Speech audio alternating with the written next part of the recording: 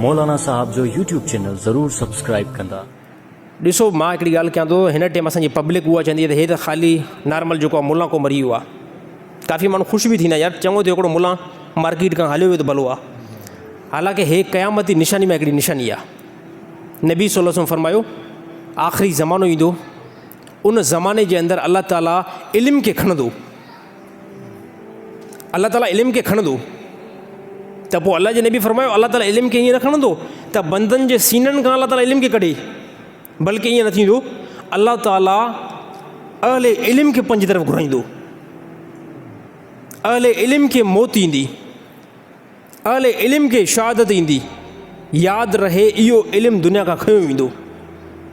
हिन टाइम असांजा काफ़ी जेके आहिनि नौजवान या ख़ासि करे जाइल असांजा मुस्लमान, कोई मौलवी अगरि शहीद थियो ॾाढो ख़ुशि थियनि था, भलो कमु थियो, ॾाढो भलो कमु थियो।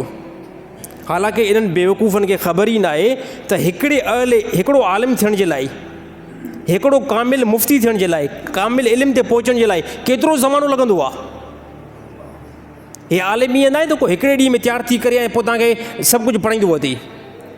हिन अहले इल्म जे मथां वॾी महिनत थींदी आहे, जो 20-25 साल इल्मु नबी पढ़ंदा आहिनि ऐं पोइ वञी करे पंहिंजे मक़ाम ते पहुचंदा आहिनि, पोइ तव्हांखे हदीस पढ़ाइनि था ऐं पोइ तव्हांखे तफ़सीर पढ़ाइनि था।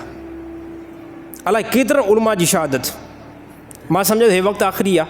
हे अलाह जे नबी जी जेकॾहिं असां हदीस खे ॾिसूं था न, हे आख़िरी ज़मानो आहे। इल्मु जेको आहे ईअं इन ज़रिए सां खयो वेंदो त अहले इल्म जी शहादत थींदी। हालांकि हिकु आलिम जी मौत, कंहिं किताब में आयो आहे हिकु आलिम जी मौत आलम जी मौत आहे। हिकु आलिम जी मौत आलम जी मौत आहे। उन आलिम जी जॻह ॿियो को आलिम वठे इंतिहाई मुश्किल आहे। त पंहिंजे अहले इल्म जो क़दुरु करे वठो। मां त हर हिकु मौक़े ते इहा ॻाल्हि कंदो आहियां त यहूदी पंहिंजे आलिमनि खे तमामु वॾो रिस्पेक्ट ॾींदा आहिनि, ईसाई पंहिंजे आलिमनि खे ज़्यादा रिस्पेक्ट ॾींदा आहिनि, क़दुरु कंदा आहिनि। ऐं तव्हां मुस्लमाननि खे अल्लाह ताला हिकिड़ी दौलत हथ में ॾिनी आहे, अल्लाह ताला दौलत हथ में ॾिनी आहे ऐं तव्हां कंहिं क़िस्म जो कोई क़दुरु न कंदव, अल्लाह ताला इहा नेमत तव्हां खणी विझंदो। पोइ उन हदीस जे अंदरि अल्लाह जे नबी फरमायो इल्मु बंदनि जे सीननि खां न निकिरंदो, बल्कि अल्लाह ताला अहले इल्म खे उथारींदो। ऐं पोइ फरमायूं जॾहिं हिकिड़ो बि आलिम दुनिया जे अंदरि न रहंदो, छा थींदा? बंदा वञी करे पंहिंजे वॾेरनि खां, पंहिंजे सरदारनि खां मसइला पुछा कंदा ऐं वॾेरा जाहिल कंहिं क़िस्म जो उन्हनि खे इल्मु न हूंदो, सरदारनि खे कंहिं क़िस्म जो कोई बि इल्मु न हूंदो, उहो बिग़ैर इल्म खां फ़तवा ॾींदा, बिग़ैर इल्म खां फ़तवा ॾींदा। त हे मसइलो हीअं ई आहे। फरमायूं उहे पाण बि गुमराह थींदा, हेठि उम्मत खे बि गुमराह कंदा।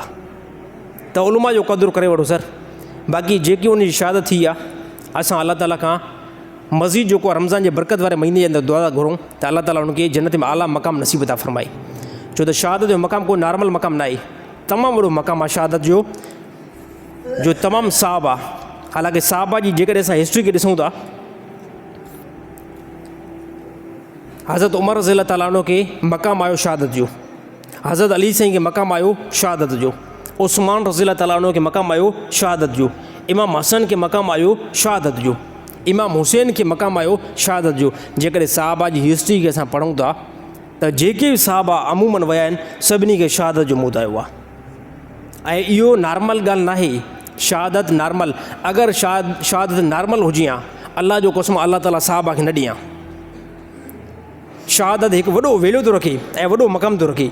अल्लाह ताला खां दुआ आहे त अल्लाह ताला तमामु मुस्लमान जी दिलि में उलमा जी मोहबत नसीब था फ़रमाए।